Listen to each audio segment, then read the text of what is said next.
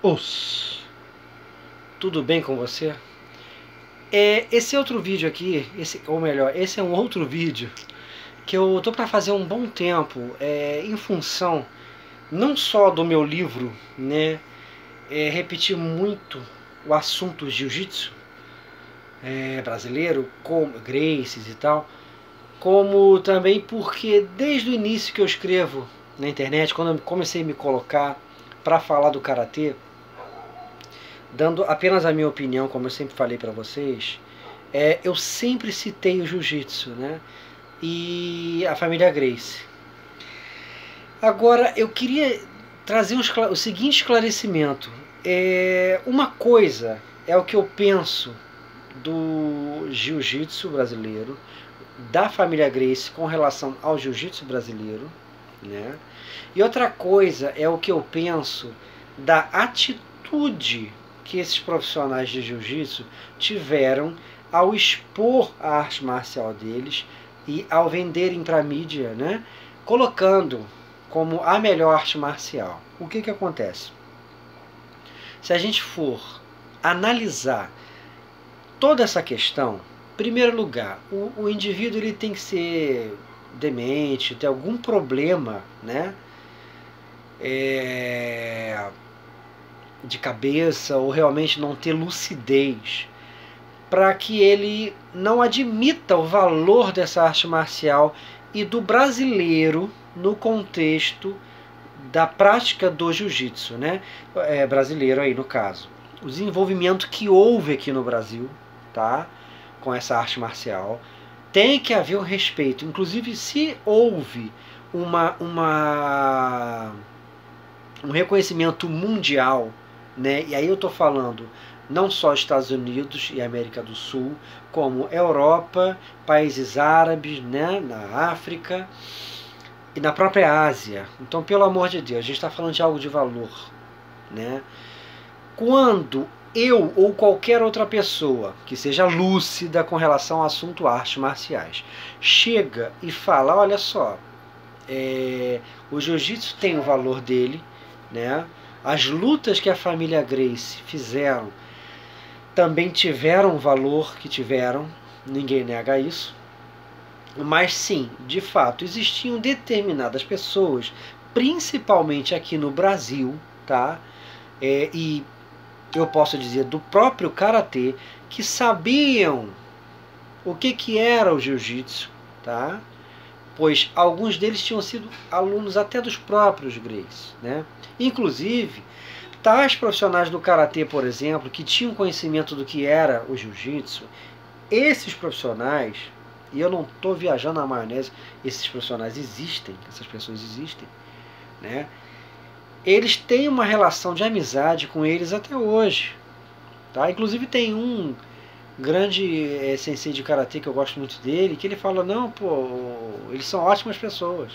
Cara, quem conhece a família Gracie, né, os profissionais, sabem que são feras, né, na eficiência do jiu-jitsu, entendem de tudo, e conhecem o caráter dessas pessoas. Então eu jamais falaria do caráter, né, porque eu não conheço essas pessoas, né, e faria qualquer ataque pessoal, né. Então, voltando àqueles do karatê que sabiam lutar jiu-jitsu e sabiam como colocar o karatê ali com o jiu-jitsu, gente, essas pessoas existiam, como eu falei, eram amigas deles. Só que eles, quando os filhos do mestre Hélio Gracie se colocaram perante o mundo, né, começa aqui no Brasil, obviamente, a campanha, e mundo, para colocar, expor o sistema deles, esses profissionais que eu me refiro já tinham mais idade, né? Então eles não iam lutar com o mestre Rickson Gracie, mestre Royce Gracie, não iam, não é isso, né? Mas poderiam sim ter preparado pessoas, né? Inclusive o próprio sensei Paulo Afonso, eu já falei nele no outro vídeo, eu respeito muito ele, né? E admiro muito o que ele fez pelo karatê na era Vale Tudo. Foi um dos poucos do karatê que subiu lá num ringue, ainda era ringue aqui no Brasil, para lutar contra adeptos de jiu-jitsu. venceu o lutador de jiu-jitsu, mostrou o karatê, inclusive, segundo ele, contra a vontade do mestre dele, que era o sensei Yoshizo Matida, pai do sensei Lyoto Matida. Então, quem viveu aquela época, não só lutando, assim como eu, como um observador, tinha uma outra percepção de fora do universo do jiu-jitsu do que estava acontecendo, né? E mesmo que você não soubesse nenhuma arte marcial profundamente, você tinha um determinado reconhecimento pelo valor de cada uma delas igual, né? Então foi muito difícil, inclusive, para todos nós adeptos de outras artes marciais, porque naquela época eu praticava taekwondo, pratiquei taekwondo durante muitos anos da minha vida, não me profissionalizei também. E volto a dizer, só me profissionalizei no Shotokan, tá? Ainda tem muito que aprender, né? Jamais, como eu estava falando com o sensei Flávio Rocha, que fez uma live aqui comigo no Instagram, e também já me deu uma entrevista no programa Karatê no YouTube, eu nunca me coloquei realmente como mestrão, e é isso que ele admira, né? Nunca me coloquei, não, eu sempre ressalto os mestres, né? Dizendo que o que eu faço ali eles já faziam, né? Eu tento trazer, né, essa realidade para as pessoas.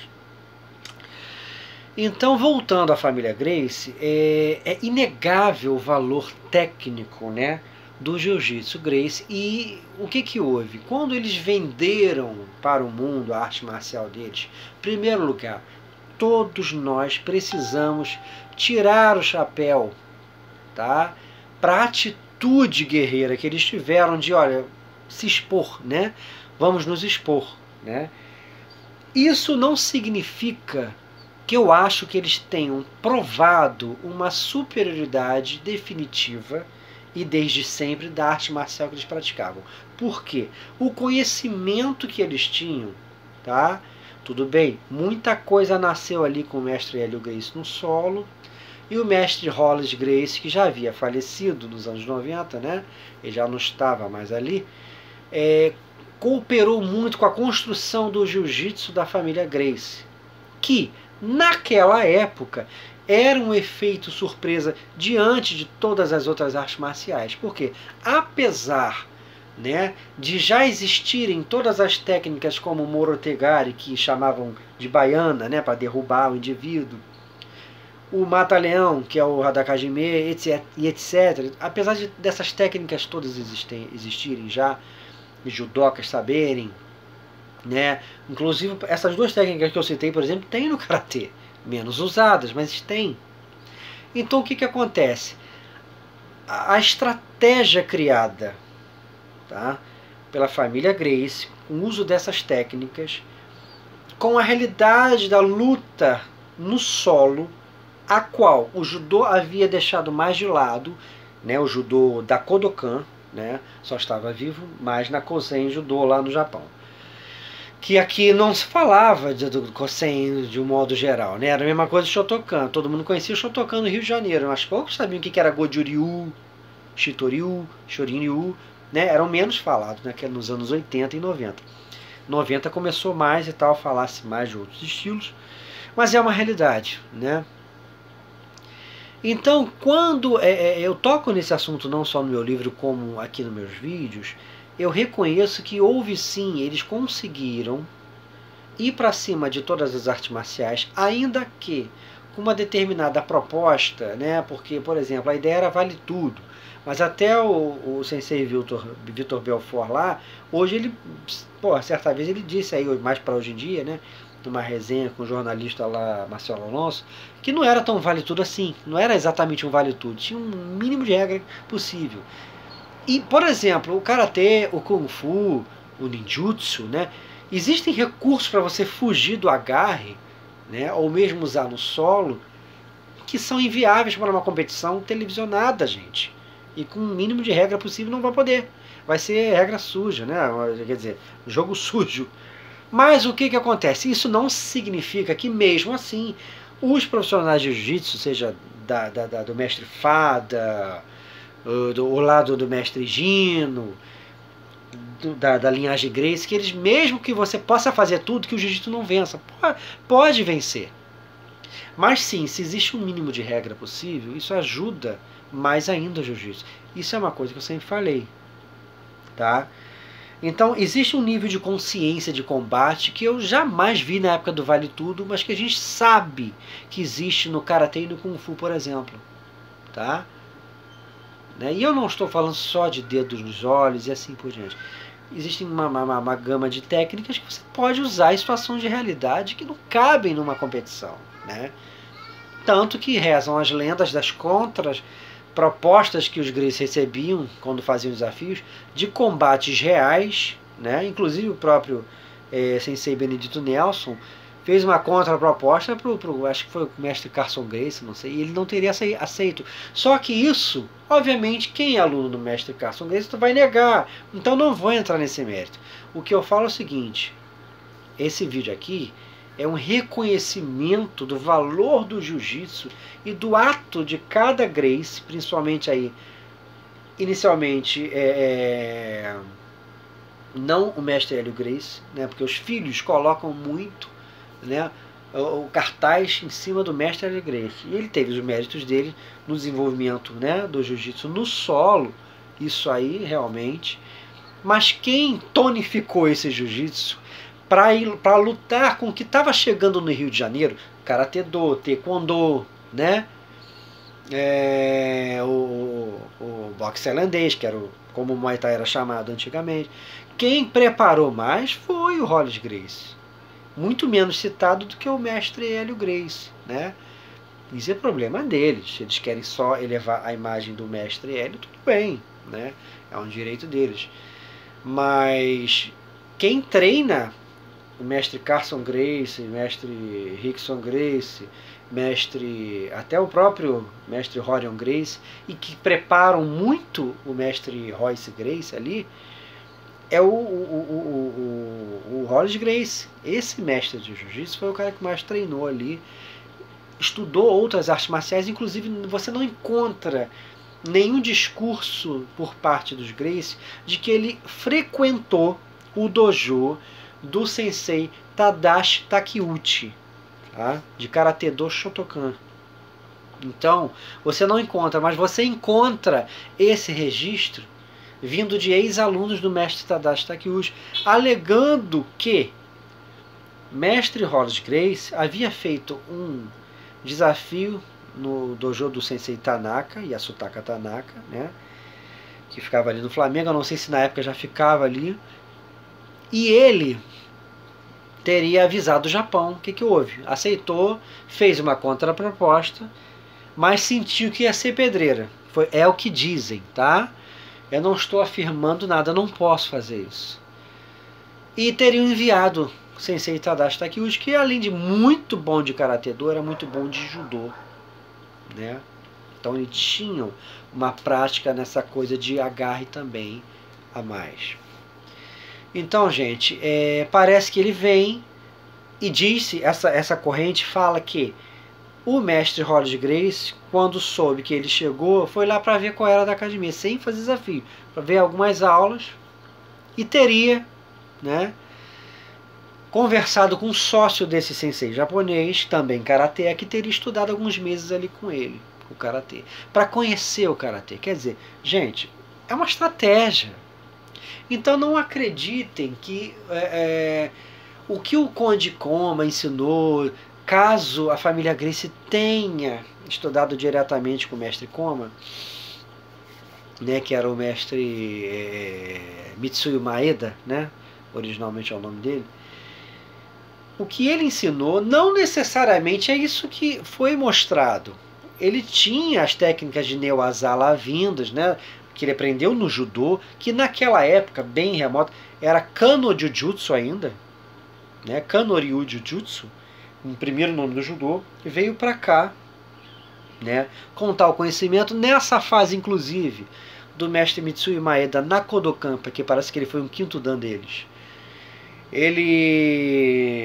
A Kodokan ainda não havia tido contato com o Karatê Do, né, e houve um relacionamento karatê e judô, e o judô também pegou coisa de Atemi com karatê. Só que isso depois da fase do Kano, do Maeda. porque Maeda chega aqui por volta de 1913, por aí, 12, 13.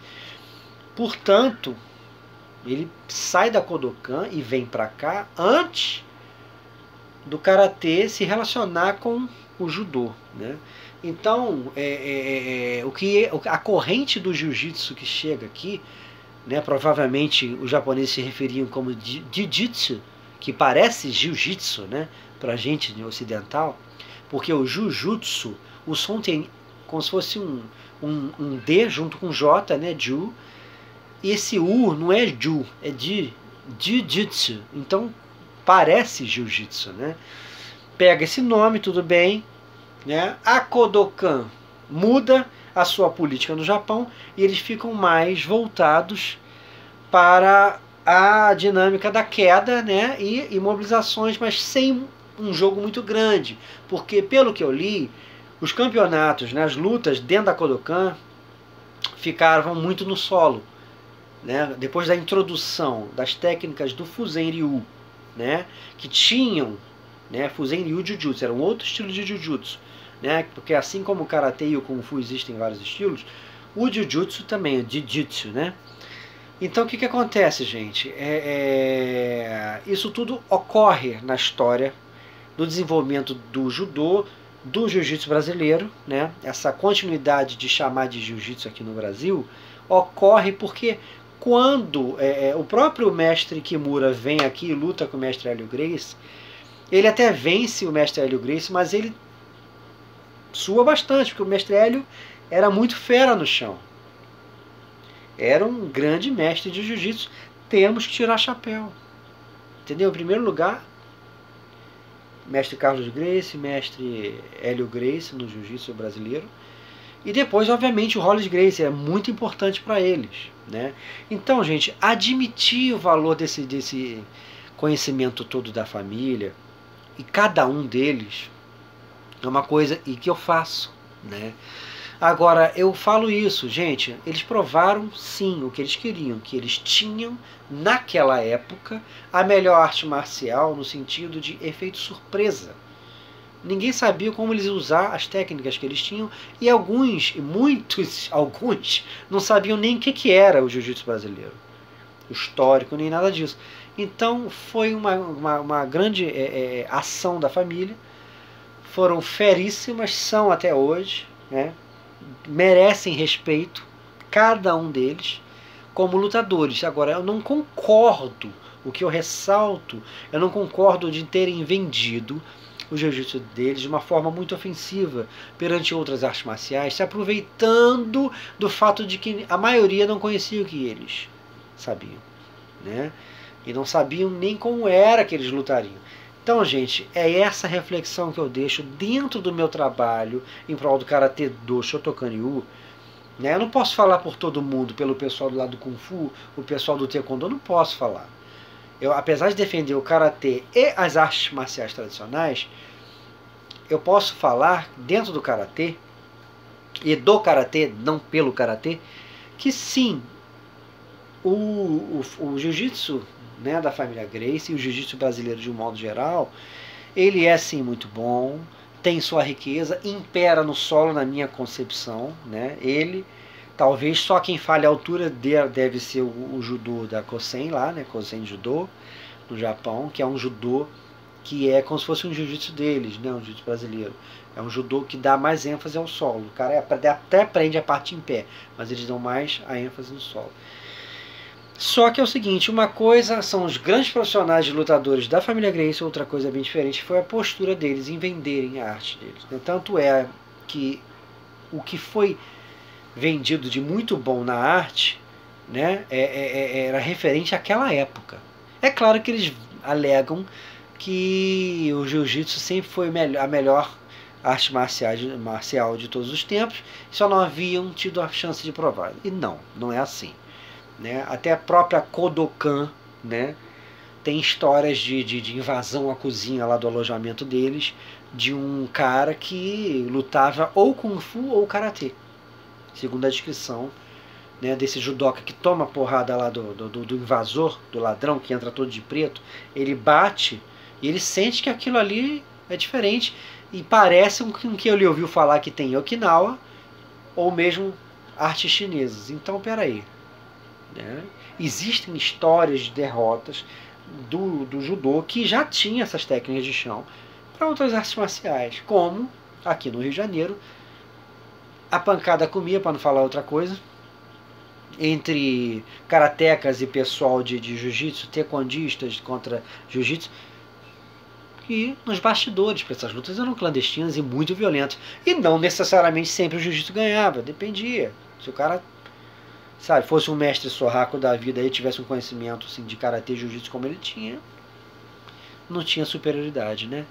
Então que isso fique registrado. Eu admiro muito o jiu-jitsu brasileiro, como qualquer arte marcial deve admirar.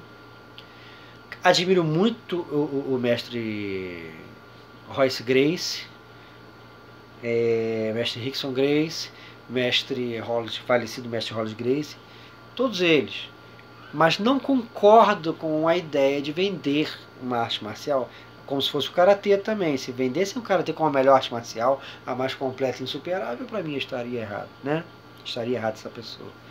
Então é esse pensamento, essa reflexão que eu deixo aí, tá, gente? Eu respeito e admiro o jiu-jitsu, né? E os próprios Gracie como lutadores, mas não, tá? Essa proposta de que é a melhor arte marcial. Foi, nos anos 90, a arte marcial que tinha um efeito surpresa. Tanto que hoje todo mundo sabe o que é e sabe neutralizar as entradas. E sabe também lidar no chão para sair, né? E devemos ter a consciência da realidade de que, se eles conheciam, tinham a ideia de tudo que eles iam encarar e os outros não, houve uma certa vantagem muito grande para eles, né? Tanto que hoje não há mais essa vantagem e essa facilidade de superar um karateca, um bom lutador de Muay Thai, porque todo mundo sabe das entradas do jiu-jitsu e também estudam o próprio jiu-jitsu, como o próprio mestre Hollis Gracie teve a oportunidade de estudar outras artes marciais nos Estados Unidos e no Brasil, né? Então, deixa essa reflexão aí. Vamos ter um respeito mútuo e valorizar todas as artes marciais de maneira igual, pois todas são maravilhosas. E obviamente, se eu tiver a oportunidade de estudar jiu-jitsu e saúde para tal, porque hoje em dia eu tenho problema de coluna, também vou estar lá, entendeu? Aprendendo, porque o que vale é estudar arte marcial. Todas são maravilhosas e todos os mestres merecem respeito. Us.